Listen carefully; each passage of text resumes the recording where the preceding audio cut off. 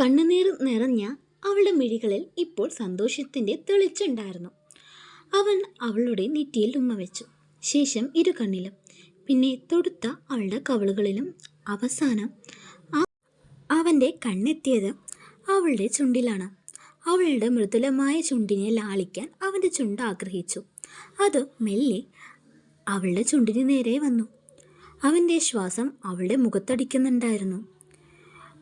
അങ്ങനെ പരസ്പരം ചുണ്ടോട് ചുണ്ട് ചേർക്കാൻ അവർ കാത്തിരിക്കുമ്പോഴാണ് അത് സംഭവിച്ചത്. അവരുടെ മുറിയിലേക്ക് ഒരാൾ കടന്നു വന്നു, സ്വർഗത്തിലെ കട്ടുറുമ്പായിട്ട്. ആരാ അത്? നമ്മുടെ അനുമോള്, അതായത് സാറാമ്മച്ചിയുടെ മകള്.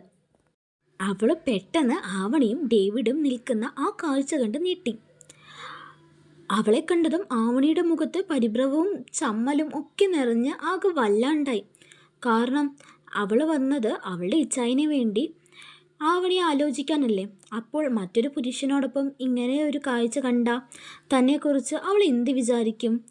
താൻ ചതിച്ചു എന്ന് വിചാരിക്കുമോ എന്നുള്ള കാര്യങ്ങളായിരുന്നു ആവണിയുടെ മനസ്സിൽ. അവൾ വേഗം ഡേവിഡിൽ നിന്ന് അകന്നു നിന്നു. എന്നിട്ട് അനുമോളോട് ആവണി നടന്ന കാര്യങ്ങളെല്ലാം പറയാൻ നിന്നതും ഒട്ടും പ്രതീക്ഷിക്കാത്തതായിരുന്നു അനുമോളുടെ ഭാഗത്തു നിന്നും വന്ന വാക്കുകൾ. ഹലോ ഗായ്സ്, നിങ്ങൾ വീഡിയോ സെറ്റായോ? ഈശോയ്ക്ക് നന്ദി. ഞാൻ നിങ്ങളുടെ രണ്ടാളുടെയും പ്രശ്നം പരിഹരിക്കാൻ വന്നതാ. ചേച്ചി, ചേട്ടൻ ചെയ്തതൊക്കെ എന്നോട് പറഞ്ഞു. എനിക്ക് കൊല്ലാനുള്ള ദേഷ്യം ഉണ്ടായിരുന്നു. പിന്നെ എൻ്റെ ചേട്ടച്ചനല്ലേ പറഞ്ഞിട്ട് ക്ഷമിച്ചതാ. ചേച്ചി എന്തായാലും ക്ഷമിച്ചല്ലോ, അത് നന്നായി, അനു ആവണിയോട് പറഞ്ഞു. അവളുടെ മുഖത്ത് നല്ല സന്തോഷമുണ്ടായിരുന്നു. എന്നാൽ ഡേവിഡിൻ്റെ മുഖത്ത് ആകെ നിരാശയായിരുന്നു. ഓ, ഈ സാധനം ഇടയിൽ കയറി വന്ന് എല്ലാം നശിപ്പിച്ചല്ലോ എന്ന ഭാവമായിരുന്നു അവന്. അവൻ ദൈന്യമായി ആവണിയുടെയും അനുവിൻ്റെയും മുഖത്തേക്ക് നോക്കി.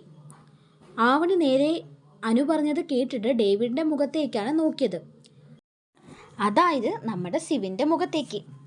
അനുവിൻ്റെ പറച്ചിലും ഡേവിഡിൻ്റെ മുഖഭാവവും ഒക്കെ കണ്ടപ്പോൾ ആവണിയുടെ മുഖം മാറി തുടങ്ങിയിരുന്നു. അവൻ അവളുടെ കൈ പിടിച്ചു പറഞ്ഞു, എൻ്റെ പൊന്നു കൊച്ചെ, ഞാൻ ഈ കാര്യം പറയാൻ വന്നതായിരുന്നു. ഇതിൻ്റെ പേരിൽ എന്നോട് വഴക്കിടല്ലടാ എന്ന്. ഞാനാ തന്നെ കെട്ടാൻ പോകുന്ന ആ IPS കാരൻ, അതായത് തൻ്റെ സാറാമ്മച്ചിയുടെ മകൻ. ഞാൻ തന്നെയാ അന്ന് തന്നെ രക്ഷിച്ച് ഹോസ്പിറ്റലിലേക്ക് കൊണ്ടുപോയത്, ഡേവിഡ് പറഞ്ഞു. ആവണിക്ക് അവൻ പറഞ്ഞത് കേട്ടിട്ട് വിശ്വസിക്കാനായില്ല. ഡേവിഡിനെ ആദ്യം കണ്ടപ്പോൾ അവൻ്റെ പീലികൾ നിറഞ്ഞ ബ്രൗൺ നിറത്തിലുള്ള കണ്ണുകൾ അവൾ നേരത്തെ എവിടെയോ കണ്ടിട്ടുണ്ടെന്ന് തോന്നിയിരുന്നു. പക്ഷെ അത് ഇതായിരിക്കുമെന്ന് അവൾ കരുതിയില്ല. അവൾ അന്തം വിട്ട് രണ്ടാളെ മാറി മാറി നോക്കി. ഉള്ളിൽ ചെറിയൊരു സങ്കടം ഉണ്ടായിരുന്നു. ഇത്ര നേരം അവൻ അവളെ ടെൻഷൻ അടുപ്പിച്ചില്ലേ, അതിൻ്റെ ദേഷ്യവും അവൾക്കുണ്ടായിരുന്നു. അയ്യോ, അപ്പം നിങ്ങൾ ഇതുവരെ പരിചയപ്പെട്ടില്ലേ? ആനോ ഒരു കുസൃതി ചിരിയോടെ അവരോട് ചോദിച്ചു. അയ്യോ എൻ്റെ പുന്നാര പെങ്ങളെ, ഞാനൊന്ന് എൻ്റെ കൊച്ചിനെ സമാധാനിപ്പിച്ച് കാര്യങ്ങളൊക്കെ പറഞ്ഞ് ഒന്ന് നന്നാക്കി കൊണ്ടുവരികയായിരുന്നു. അതിൻ്റെ ഇടയിലാണ് നീ കയറി വന്നെല്ലാം കൊളാക്കിയത്, അനുവിനോട് പറഞ്ഞു. ഡേവിൻ്റെ മുഖത്ത് ഇത്തിരി ദേഷ്യമൊക്കെ ഉണ്ടായിരുന്നു. ഇനി ഇവിടെ നിന്നാ ശരിയാവില്ലെന്ന് അവൾക്കറിയായിരുന്നു. അനു, എന്നാ ശരി, നിങ്ങളെ അടിയും വഴക്കൊക്കെ കഴിഞ്ഞിട്ട് എന്നെ വിളിക്ക്, ഞാൻ വരാട്ടോ എന്ന് പറഞ്ഞ് അവൾ വേഗം രക്ഷപ്പെട്ടു അവർക്കിടയിൽ നിന്ന്. ആവണിയുടെ മുഖം നല്ലോണം വീർത്തിട്ടുണ്ടായിരുന്നു കേട്ടോ. അവളുടെ ഉള്ളിൽ നല്ല രീതിയിൽ പരിഭവം ഉണ്ടായിരുന്നു ഡേവിഡിനോട്. കാരണം അവൻ ഇത്രയും കാര്യങ്ങൾ അവളിൽ നിന്ന് മറച്ചു വെച്ചില്ലേ. എല്ലാം ക്ഷമിച്ച് ഓക്കെ ആയപ്പോഴെങ്കിലും ഇത് പറയാറുന്നില്ലേ. എല്ലാം അറിഞ്ഞിട്ടും തന്നെ കോമാളിയാക്കുകയായിരുന്നില്ലേ ഒരു വിധത്തിൽ. അതെല്ലാം ഓർക്കുമ്പോൾ അവൾക്ക് സങ്കടം സഹിക്കാനായില്ല. അവളുടെ കണ്ണിൽ നിന്ന് കണ്ണുനീര് വരാൻ തുടങ്ങി. അവൾ അവനിൽ നിന്ന് തിരിഞ്ഞു നിന്നു. അവൻ ഒരുപാട് സങ്കടം.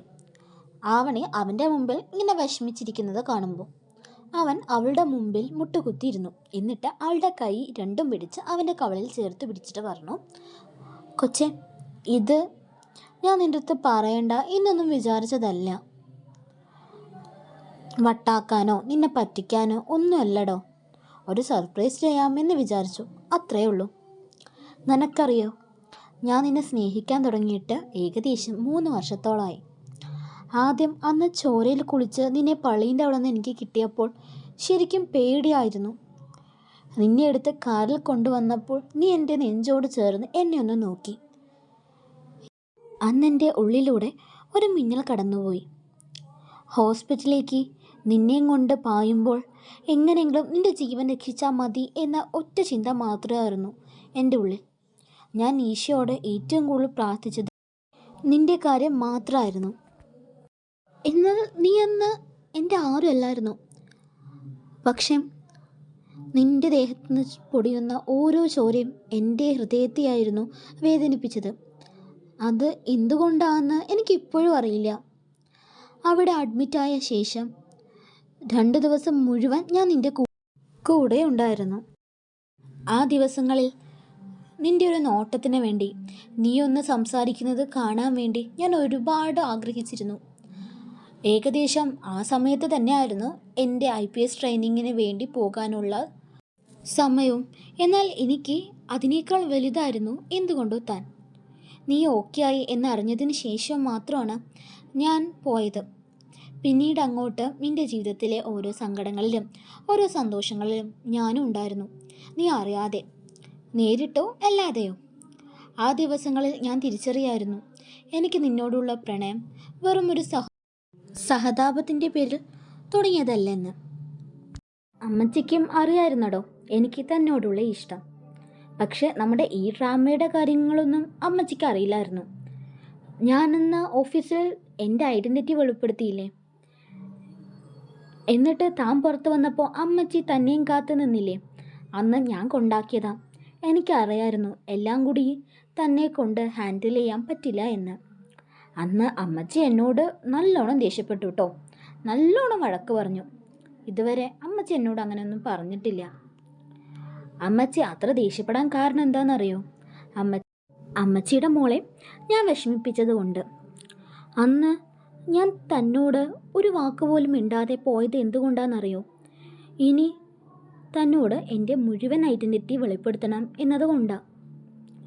എനിക്ക് തന്നെ ഒരുപാട് ഇഷ്ടമാടാ. I really love you. അവൻ അവളുടെ കണ്ണിൽ നോക്കി പറഞ്ഞു. അവൻ്റെ കണ്ണിൽ നിന്ന് കുഞ്ഞു കണ്ണുനീർ വരുന്നുണ്ടായിരുന്നു കേട്ടോ. അവൻ്റെ വാക്കുകളും അവൻ്റെ മുഖത്തെ ആത്മാർത്ഥതയുമെല്ലാം കണ്ടപ്പോൾ ആവണിയുടെ ഉള്ളിൽ ഉണ്ടായിരുന്ന ആ കുഞ്ഞു ദേഷ്യം മെല്ലെ മാഞ്ഞുപോയി. അവൾ അവൻ്റെ കവളിൽ നിന്ന് കൈയെടുത്ത് അവൻ്റെ തല പിടിച്ച് അവളുടെ ദേഹത്തെ ചേർത്ത് പിടിച്ചു. ഒരാശ്വാസം എന്നോണം അവൻ ഇടുപ്പിലൂടെ അവളെ കെട്ടിപ്പിടിച്ചു.